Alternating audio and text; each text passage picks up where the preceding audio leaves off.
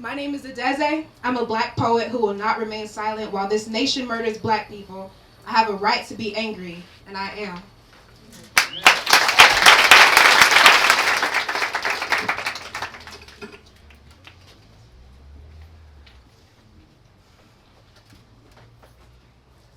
For more than the majority of my life, it has been a struggle to speak what is on my mind, not because of the way that I speak, but because of the way that people listen.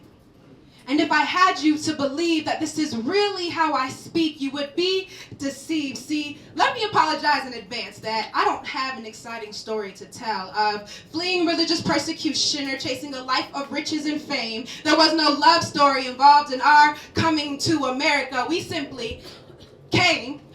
All my life I've had the joy of having to watch folks' face fall because I don't fit the description of West African according to what they've seen from Eddie Murphy and Arsenio Hall. But seeing as I had yet to see my second birthday when we first touched soil in the US of A, I was far too small to recall that anything had even changed at all. And I rarely even go into this much detail because the response I got when I was little was, "Wow, you speak English so well."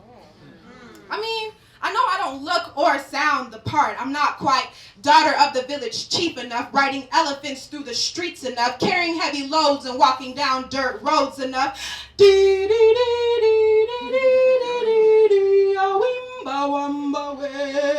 Enough. But I was token black enough to have it bad while growing up in Midwest suburbia. I've got many stories I could tell of how their mouths just hung open in surprise from any time I opened mine, and they would gasp, "Wow, you speak English so well. You're not like other black people," as if that was a compliment. Scrambling to make sense of such a spectacle sometimes beckons such dumb retorts as, "My, how I was pleasantly surprised. Sounds like you've got a little white on the inside. Maybe you could teach us about black life. Come on, teach us about life in the hood. What's really good?"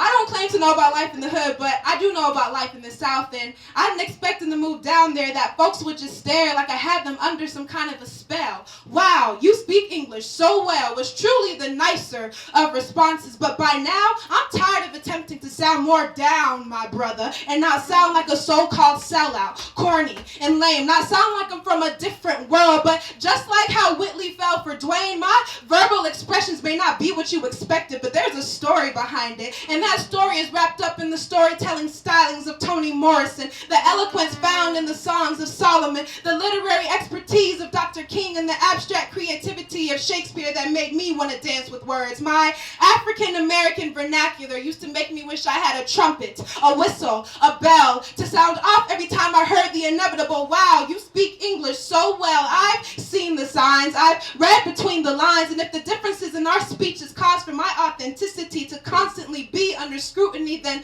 that's just what it'll have to be. It did back then, but now it no longer bothers me because I've since come to grips with being something of a cultural anomaly. I've since come to grips with the snickers and the whispers. I've since come to grips with the fact that God never intended for me to fit in. Yes, there are black people in Colorado. Yes, the conglomeration of unusual sounds that is my name is in another language. No, it is not Ebonics. Yes, I'm technically first generation, and no, I've never been back. No, I can't speak a lick of my mother's mother tongue, and if one more person makes those dumb clicking sounds at me with their tongue.